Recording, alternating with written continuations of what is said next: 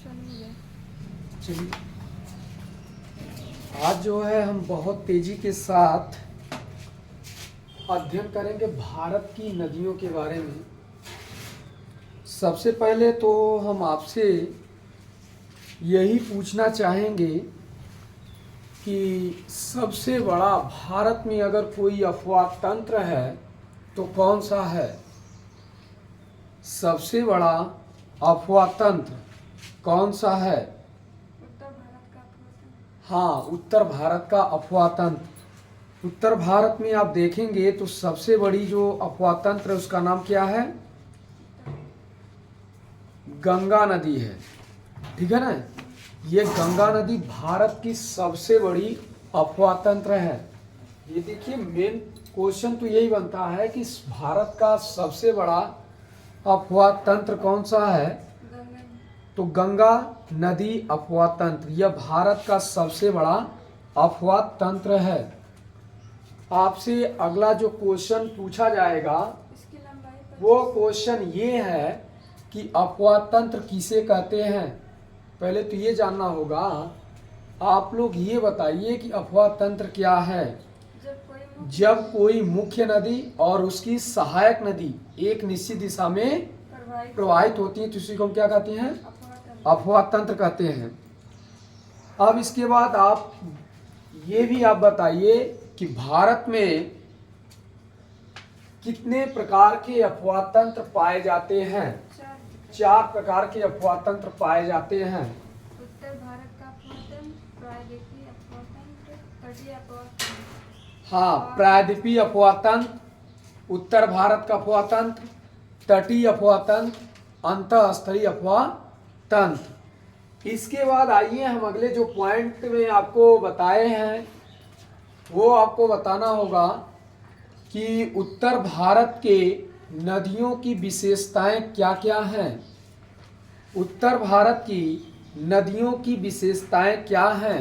उत्तर भारत की अधिकांश नदियां हिमालय के ग्लेशियर से निकलने के कारण सतत वाहिनी। सबसे पहले आपको तो यही बताना होगा कि जो उत्तर भारत की नदियां हैं ये सतत वाहिनी होती हैं। और सतत वाहिनी क्यों है? क्योंकि ये हिमालय के ग्लेशियर से निकलती हैं, तो इसलिए ये क्या है? सतत वाहिनी है। दूसरा आपसे ये बताए हैं, क्या बताए हैं? मैदानी भागों में नदियां अपने मार्ग को परिवर्तित करती रहती है, हिमालय से निकलकर गंगा नदी में प्रवाहित होती है और प्रतिवर्ष। देखिए, इसमें ये बताया गया कि मैदानी भागों में नदियां अपने मार्ग को क्या करती हैं? परिवर्तित करती रहती हैं। हिमालय से निकलती हैं और हिमालय से निकलने के बाद ये प्रतिवर्ष किस मिट्टी का निर्माण करती हैं? जलोढ़ मृदा, नवीन जलोढ़ मृदा का निर्माण करती हैं।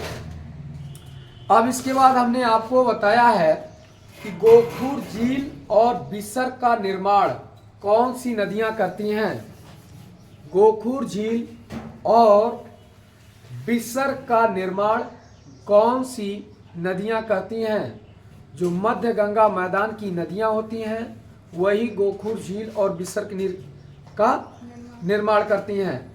इसके बाद आइए अगला जो क्वेश्चन है वो यही है कि सिंधु नदी तंत्र, यह सिंधु नदी तंत्र के अंतर्गत कितनी नदियां आती हैं?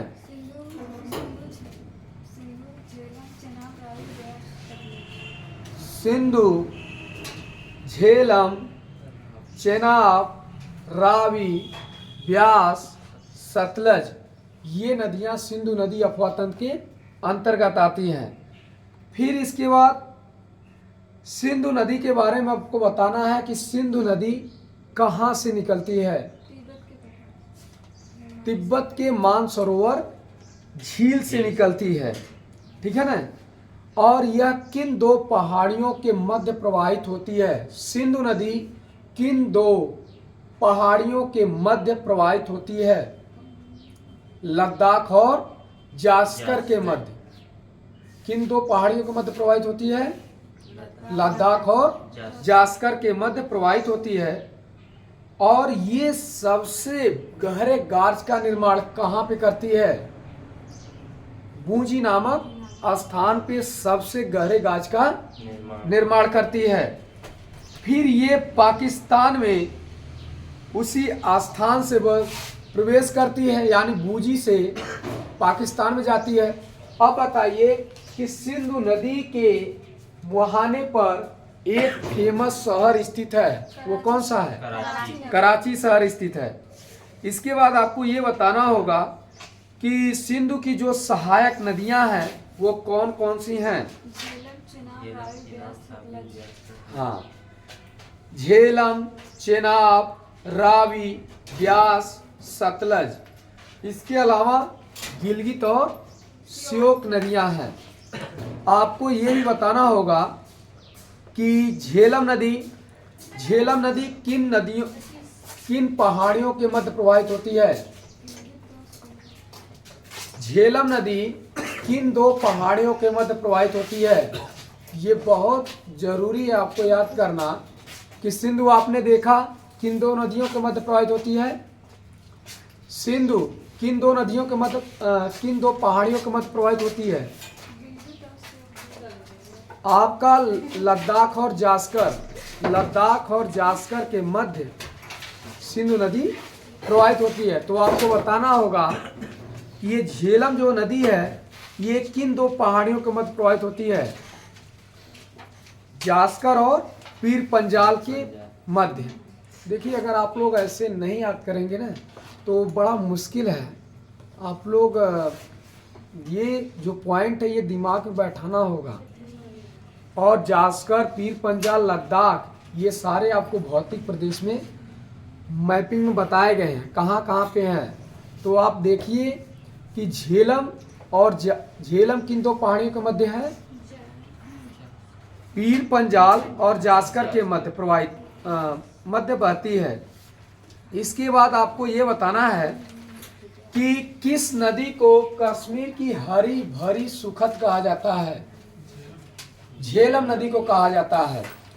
इसके बाद आइए हम अगला जो क्वेश्चन है वो है हमारा चेनाब नदी। चेनाब नदी निकलती कहाँ से है? हिमाचल प्रदेश के कुल्लू पहाड़ी से चेनाब नदी निकलती है। और फिर हिमाचल प्रदेश के कुल्लू पहाड़ी से एक और नदी निकलती है, उस नदी का नाम बताइए। ब्यास नदी है। तो कुल्लू की पहाड़ी से चेनाब नदी और ब्यास नदी ये दोनों नदियां निकलती हैं। इसके बाद आप ये बताइए कि जो सलाल, दलहस्ती, बगलिहार परियोजनाएं हैं ये किस नदी पर स्थित हैं? चेनाब नदी पर स्थित है। ठीक है ना, ये पूछा जाएगा कि जो सलाल, दलहस्ती, बगलिहार है ये किस नदी पर स्थित है? चेनाब नदी पर स्थित है। इसके बाद आप ये बताइएगा कि ये जो चेनाब नदी है ये पाकिस्तान में प्रवेश तो करती है, लेकिन किस स्थान से होकर पाकिस्तान प्रवेश करती है? आखनूर के निकट जब ये पहुंचती है तो उसके बाद कहाँ चली जाती है? पाकिस्तान में चली जाती है। इसके बाद आप ये बताइए कि जो हिमाचल प्रदेश का रोहतांग दर्रा है वहां से कौन सी नदी निकलती है? रावी नदी निकलती है। कौन सी नदी निकलती है? रावी नदी निकलती है। अब ये आप बताइएगा ये जो रावी नदी है किन दो राज्यों की सीमाओं के मध्य बहती है? भारत के किन दो राज्यों के मध्य बहती है? आपका जो है हिमाचल प्रदेश जम्मू कश्मीर की सीमा पर प्रवाहित होते हुए पाकिस्तान में प्रवेश करती है। फिर इसके बाद आप देखेंगे 3 राज्यों की सीमा है। हाँ, हिमाचल प्रदेश, पंजाब, जम्मू कश्मीर, शायद यही एकमात्र नदी है। ठीक है ना? तो रावी जम्मू कश्मीर, पंजाब और हिमाचल प्रदेश तीनों के मध्य प्रवाहित होते कहाँ चली जाती है? पाकिस्तान में चली जाती है। फिर यहाँ से एक नहर निकाली गई है और उस नहर का नाम बताइए। अपर बारी दोआब नहर। ठीक है ना? फिर इसके बाद हमें देखना है ब्यास नदी। अपर बारी दोआब नहर निकाली गई है। इसके बाद आपको अगला जो पॉइंट बताया गया है वो ये बताया गया है ब्यास नदी। जो ब्यास नदी है, ये ब्यास नदी निकलती कहाँ से है? हिमाचल प्रदेश के कुल्लू पहाड़ी पर से निकलती है। फिर ये पाकिस्तान में प्रवेश करती है, तो किस स्थान से प्रवेश करती है? हाँ, पंजाब के कपूरथला से होकर कहाँ चली जाती है? सतलज नदी में मिल जाती है। ठीक है ना? तो पंजाब के कपूरथला में ये पहुंचती है और उसके बाद चली कहाँ जाती है? सतलज नदी में चली जाती है। और इस नदी पर कौन सा जलाशय स्थित है? पोंग जलाशय स्थित है। इस नदी पर कौन सा जलाशय स्थित है? पोंग जलाशय स्थित है। अब यही आपसे पूछा जा सकता है कि जो पोंग जलाशय है वो किस नदी पर स्थित है? ब्यास नदी पर स्थित है। इसके बाद अगला जो हमारा है वो है सतलज नदी। तो सतलज नदी निकलती कहाँ से है? तिब्बत के पठार से निकलती है। फिर यह भारत के किन दो राज्यों के मध्य प्रवाहित होती है? हाँ, हिमाचल प्रदेश और पंजाब। फिर ये पाकिस्तान में प्रवेश तो कर रही है, लेकिन किस स्थान से पाकिस्तान प्रवेश करती है? हाँ, पंजाब का अमृतसर, ये कहाँ चली जाती है? पाकिस्तान में चली जाती है। इस नदी पर कौन कौन सी परियोजनाएं स्थित हैं? भाखड़ा नागल परियोजना स्थित है। इसके बाद आप देखेंगे हरिक बैराज नहर, यह किन दो नदियों के संगम पर स्थित है? सतलज और ब्यास। सतलज और ब्यास के संगम पर हरिक बैराज स्थित है। इसके बाद यहीं से एक नहर निकाली गई है, इंदिरा गांधी नहर निकाली गई है। और अपर बारी दोआब नहर कहाँ से निकाली गई है? रावी नदी से निकाली गई है। ठीक है ना? अपर बारी दोआब जो नहर है वो कहाँ से निकाली गई है? रावी नदी से निकाली गई है। और इंदिरा गांधी नहर कहाँ से निकाली गई है? हरिक बैराज से निकाली गई है। फिर इसके बाद अगला जो हमारा आता है, हमने आपको जो बताया है सिंधु जल समझौता। तो सबसे पहले आपको ये बताना है कि जो सिंधु जल समझौता है वो सिंधु जल समझौता किन देशों के बीच हुआ था? भारत और पाकिस्तान। भारत और पाकिस्तान के बीच। तो सिंधु जल समझौता किस सन में हुआ था? 1960 में।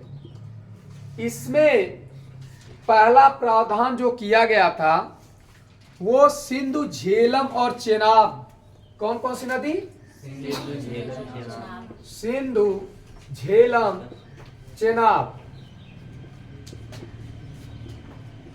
सिंधु झेलम चेनाब, इसके 80% जल को कौन यूज कर सकता है? पाकिस्तान यूज कर सकता है। बाकी 3 नदियां कौन कौन सी बसती हैं? रावी, ब्यास, सतलज। सतलज, ठीक है ना? इसके 80% जल को कौन यूज कर सकता है? भारत यूज कर सकता है। इसको पाकिस्तान यूज कर सकता है। तो जब इसके 80% जल को पाकिस्तान यूज कर रहा है तो 20% जल को कौन यूज करेगा? भारत यूज करेगा। और इसके 20% जल को कौन यूज करेगा? पाकिस्तान। यही तो सिंधु जल समझौते में हुआ था। अब इसके बाद आप देखिए अगला जो आपको बताया गया है वो गंगा नदी अफवाह तंत्र के बारे में बताया गया है। तो गंगा नदी अफवाह तंत्र क्या भारत की सबसे बड़ी अफवाह तंत्र है? यस, भारत की सबसे बड़ी अफवाह तंत्र गंगा नदी है। अब इसके बाद आप ये बताएंगे कि यहाँ पे देश की कितनी % आबादी निवास करती है? 40%। और इस नदी बेसिन में कितने परसेंट खाद्यान्न उत्पादन होता है? 50% खाद्यान्न उत्पादन होता है। फिर आप ये बताएंगे कि जो गंगा नदी है, ये गंगा नदी निकलती कहाँ से है? उत्तराखंड के गंगा नदी निकलती कहाँ से है? हाँ, उत्तराखंड के गंगोत्री ग्लेशियर से निकलती है। गंगा नदी की लंबाई कितनी है? 2500 किलोमीटर है। आपसे देखिए पूछा जा सकता है कि गंगा नदी निकलती कहाँ से है, तो क्या बताएंगे? उत्तराखंड के गंगोत्री ग्लेशियर से। गंगा नदी की लंबाई कितनी है? 2500 किलोमीटर है। अब यह जो है किन किन राज्यों के मध्य प्रवाहित होती है, तो आप बताइए। हाँ, उत्तराखंड, उत्तर प्रदेश और बिहार, पश्चिम बंगाल और पश्चिम बंगाल में प्रवाहित होती है। साथ साथ में झारखंड में भी आती है। नहीं सर, झारखंड में है। उत्तराखंड है। मैप में देख लीजिएगा, ये झारखंड की सीमा में भी चली जाती है। ठीक है ना, मैप में देखिएगा इसको। हाँ, झारखंड भी है ये जो है।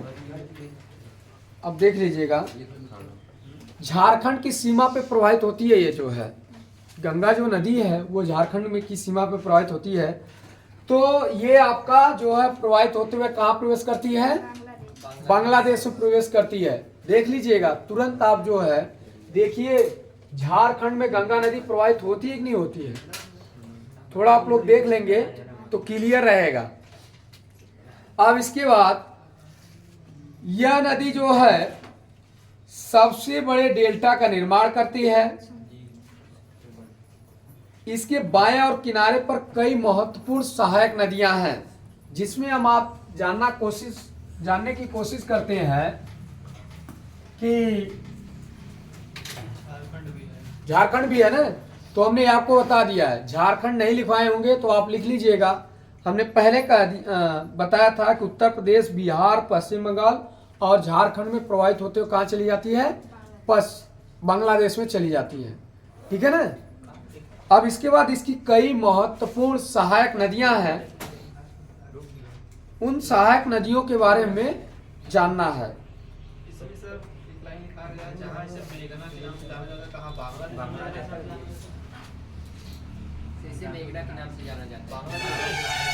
बांग्लादेश में प्रवेश करती है तो इसे मेघना के नाम से जाना जाता है।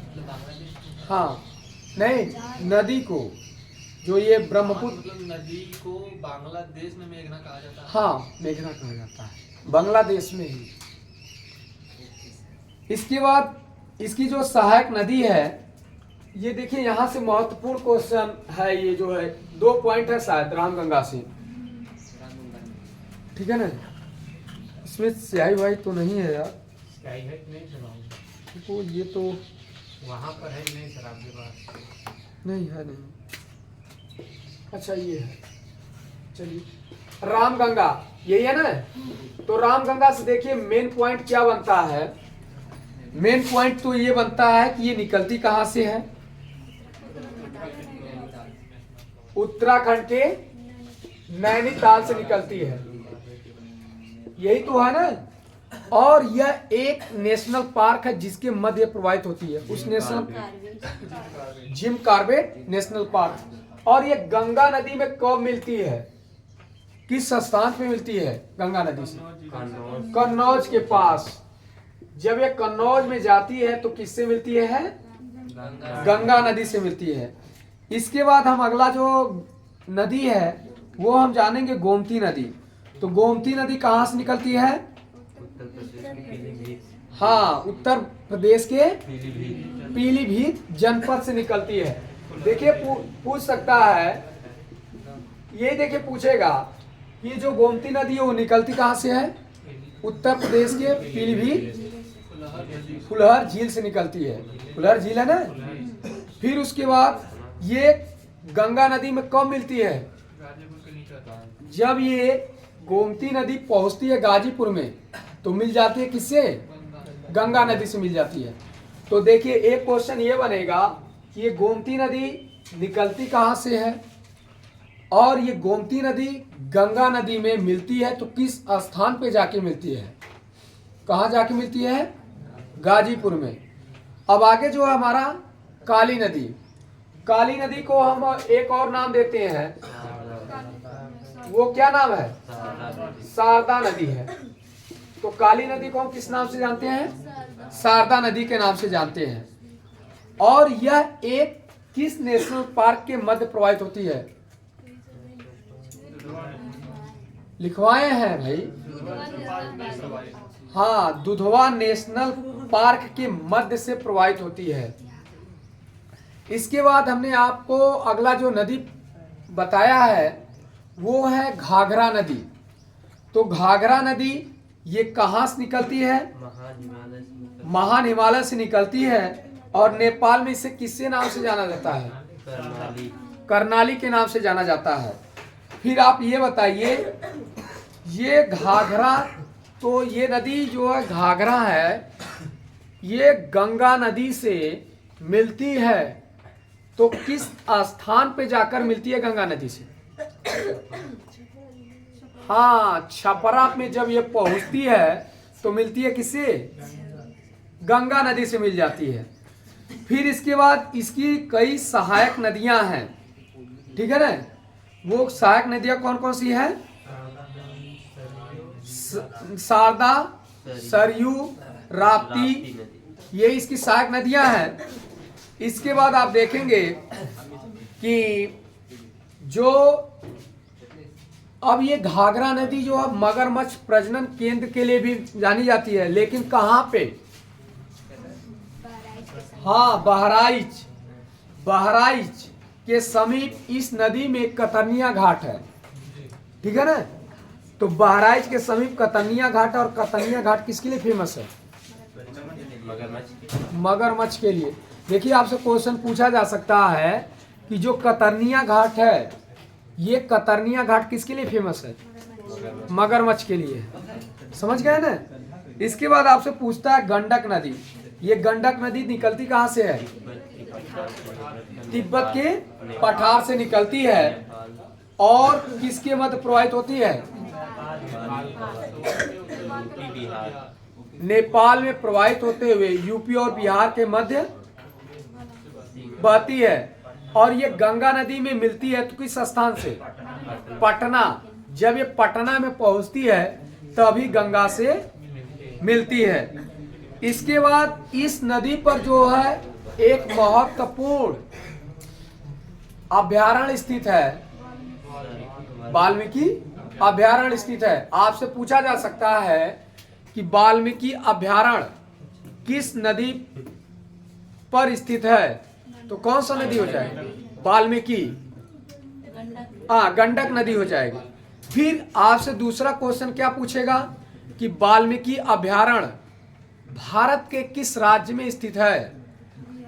बिहार में हो जाएगा। अब इसके बाद आपसे पूछेगा दुधवा नेशनल पार्क कहाँ, भारत के किस राज्य में स्थित है? उत्तर प्रदेश में। और आगे पूछेगा Jim Corbett national park Bharat के किस राज्य में स्थित है? उत्तराखंड में स्थित है। देख रहे हैं ना, कितने 3 महत्वपूर्ण क्वेश्चन, ये आपको एकदम रट लेना है। अब इसके बाद आता है कोसी नदी। कोसी नदी निकलती कहाँ से है? तिब्बत के पठार से निकलती है। और ये जो कोसी नदी है गंगा नदी से कब मिलती है? हाँ, जब ये कोसी नदी प्रवाहित होते हुए भागलपुर में पहुंचती है तो वहीं क्या होती है? गंगा से मिल जाती है। इसके बाद हम आपसे चर्चा किए हैं एक ब्रह्मपुत्र नदी के बारे में। यहाँ ब्रह्मपुत्र के बारे में आप वेरी मेन पॉइंट आप एक बार टच कर लेंगे, जिसको हम बताएंगे। जो ये नदी है ये एशिया का सबसे बड़े द्वीप का निर्माण करती है। उस द्वीप का नाम क्या है? एशिया का सबसे बड़ा द्वीप का जो निर्माण करे वो ब्रह्मपुत्र नदी है। हाँ, माजुली द्वीप है, इसको अंडरलाइन कर लीजिएगा, माजुली द्वीप। फिर इसके बाद हम देखेंगे कि प्रायद्वीपीय भारत की नदियां, प्रायद्वीपीय भारत की नदियां एक है आपका दामोदर नदी। तो दामोदर नदी निकलती कहां से है? हाँ, छोटा नागपुर के पठार से दामोदर नदी निकलती है। फिर क्या आप ये बता सकते हैं कि भारत की पहली नदी घाटी परियोजना की शुरुआत इसी नदी से हुई थी? जी, भारत की पहली नदी घाटी परियोजना की शुरुआत दामोदर नदी से हुई थी। और इसे आप ये बताइए किस नदी से भारत का सर्वाधिक कोयला भंडार होता है? दामोदर नदी से। तो यहाँ पे दो चीजें आपको जिंदगी में नहीं भूलना है। पहला तो ये, पहली नदी घाटी परियोजना की शुरुआत दामोदर से हुई। भारत का सर्वाधिक कोयला भंडार कहाँ से मिलता है? दामोदर घाटी से मिलता है। इसके बाद आप देखेंगे कि स्वर्ण रेखा नदी कहाँ से निकलती है? छोटा नागपुर पठार से निकलती है। इसके बाद आप देखेंगे महानदी है। महानदी तो आपकी अति महत्वपूर्ण है। महानदी किस पर्वत श्रेणी से निकलती है? मैकाल पर्वत श्रेणी से निकलती है।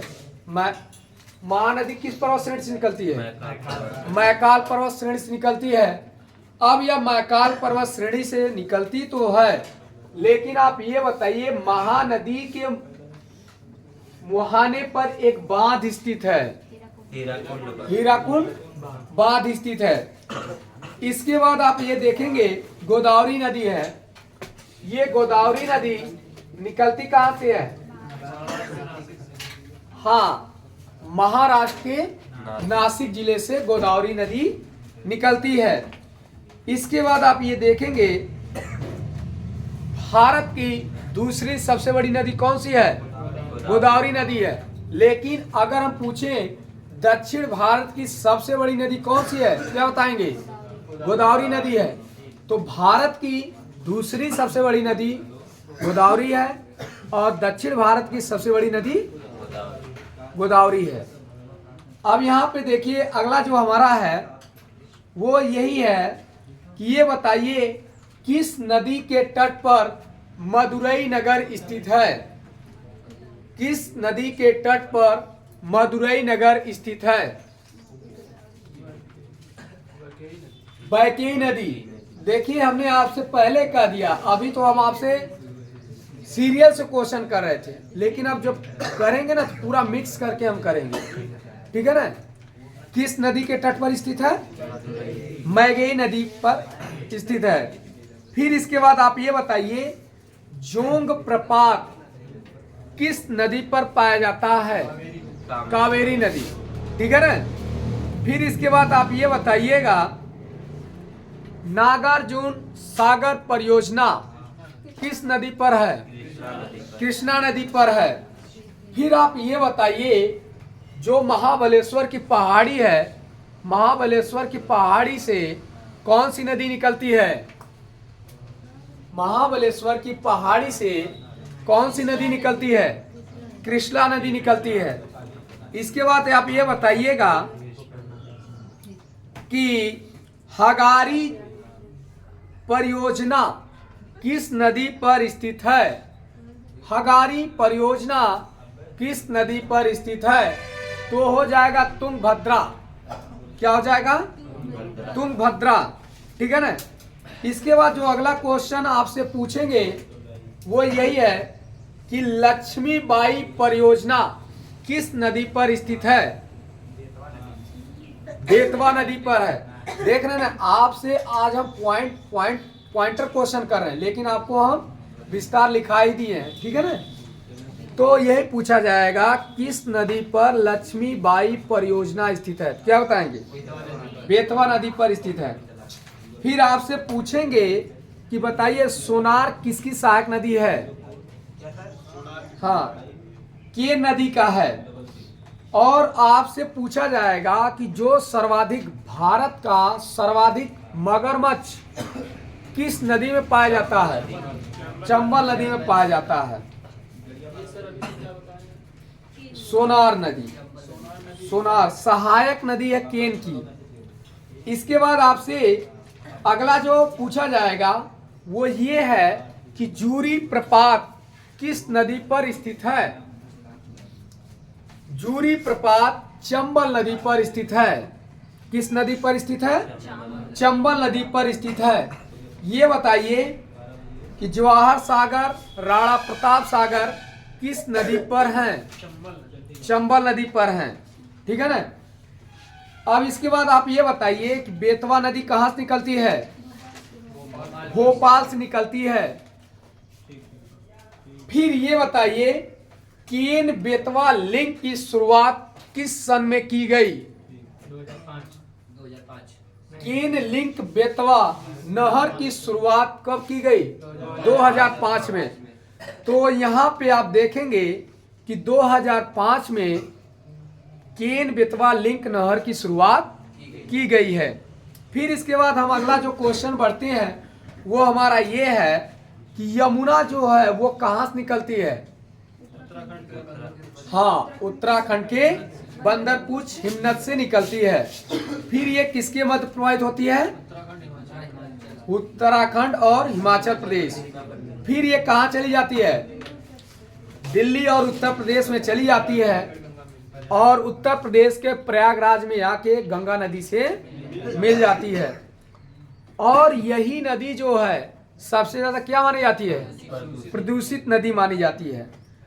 इस पर एक बैराज स्थित है, उसका नाम क्या है? हाँ, हरियाणा हथनीकुंड बैराज। ठीक है ना, हरियाणा हथनीकुंड बैराज किस नदी पर स्थित है? यमुना नदी पर स्थित है। आप लोग तैयार रहिएगा, हो सकता है सोमवार को आपके भारत के जो चारों भौतिक प्रदेश हैं उस पर विस्तृत चर्चा होगी। ठीक है ना, आप तैयार रहिएगा। हमने आपसे पहले कह दिया है अगर हम आपको भूगोल पढ़ा रहे हैं तो हम इस तरीके से पढ़ाएंगे कि जीवन में कभी भी आपको भूगोल में कोई समस्या ना हो और ना ही कोई तकलीफ हो कि आप कहीं पढ़े तो आपको दिक्कत आए समझने में। आपको भूगोल चारों भौतिक प्रदेश एकदम पढ़ के आना है। एक बार पढ़िए, ध्यान से पढ़िए, बस ध्यान से पढ़ने के बाद आप आइए, वही चर्चा हम आपसे करेंगे विथ मैप के साथ। ठीक है ना, मैप के साथ हम चर्चा करेंगे। आप लोग भी मैप लेकर बैठिएगा। नहीं अगर मैप रहेगा तो आप छोटा वाला मैप जो 1-2 रुपए का मिलता है ना, कई वो फिजिकल वाला मिलता है तो कोई जो राजनीतिक वाला मिलता है, तो वो दोनों मैप आप लेकर रखिएगा। 2 रुपए आपको खर्च करने हैं, 2 रुपए खर्च करिएगा, नहीं तो आप 5 रुपए खर्च करिएगा। और 5 रुपए खर्च करने का मतलब जिसमें मैपिंग की जाती है, एक छोटा पेपर आता है ना, आता है 1-1 रुपए का, वो भी आप लेंगे। भौतिक प्रदेश की हम चर्चा करेंगे और जैसे जैसे चर्चा करेंगे आपसे हम पूछेंगे ये इलाका यहाँ पे है कि नहीं है, तो जब आप बताएंगे तो हम कहेंगे उसको भरिए, नहीं बताएंगे तो हम खुद मैप से आपको बताएंगे और वही आप भरेंगे। जब ये 2-3 दिन आप चर्चा कर लेंगे तो भौतिक प्रदेश की गारंटी दे रहे हैं, चारों भौतिक प्रदेश आप याद नहीं करेंगे, मैपिंग है सिर्फ आप करेंगे। ठीक है ना, आप ध्यान रखिएगा। सोमवार को आप आएंगे तो अपने साथ 8-10 जो भी मैप होते हैं, छोटे छोटे मैप, वो लेकर आएंगे, क्योंकि मैपिंग जो धुआंधार होगी मैप के साथ। और भौतिक प्रदेश बता रहे हैं, जो पहाड़ी बताएंगी वो पहाड़ी हम तो बताएंगे, लेकिन आपको मैप में लिखना होगा। जो 1 रुपए का मैप लाए होंगे उसमें आप लिखेंगे और आप पेंसिल और रबड़ भी लेते आइएगा। कलम से नहीं भरना है, पेन से नहीं भरना है, पेंसिल से भरना है, ताकि कहीं अगर दिक्कत हो रही है, क्योंकि जब एक ₹1 वाला मैप लेंगे तो उसमें जो है एरिया का जो होता है बढ़िया से इंडिकेट किया रहता है कि कहाँ तक महाराष्ट्र का एरिया है, कहाँ तक यूपी का एरिया है। तो उस एरिया में अगर मान लीजिए महाबलेश्वर की पहाड़ी है, सतपुड़ा की पहाड़ी है, तो हम आपको बताएंगे देखिए सतपुड़ा की पहाड़ी ये है, महाबलेश्वर की पहाड़ी ये है। अगर मान लीजिए गलती से आपने जो है कहीं और कर दिया तो आपको मिटाने के लिए रबड़ तो रही है ना, पेन रहेगा तो आप एक बार काटेंगे तो पता चलेगा, फिर जो है वही पंचमेल खिचड़ी बन जाएगी। सही रहेगा कि नहीं रहेगा? तो एक बार हम चाहते हैं कि आप भारत के चारों भौतिक प्रदेश का बढ़िया से मैपिंग कर लीजिए, उसके बाद तब आगे हम फिर बढ़ें। ठीक है ना? सही रहेगा ना? तो आप इतना काम करिएगा, 10 मैप आपको लेकर आना है और बहुत अच्छी तरीके से मैपिंग होगी। और मैपिंग आप अच्छी तरीके से अगर सोमवार को कर लिए तो ज़िंदगी में दोबारा आपको कभी मैप तो आप करिए लेकिन भूगोल के लिए कोई समस्या नहीं होगी, ये गारंटी हमारी है। ठीक है ना? तो कितना समय हुआ बोलिए? 7:55 हो गया। तो आज के लिए इतना ही, सोमवार को फिर आपसे मिलेंगे। यही गौरव आशापुर क्षेत्र में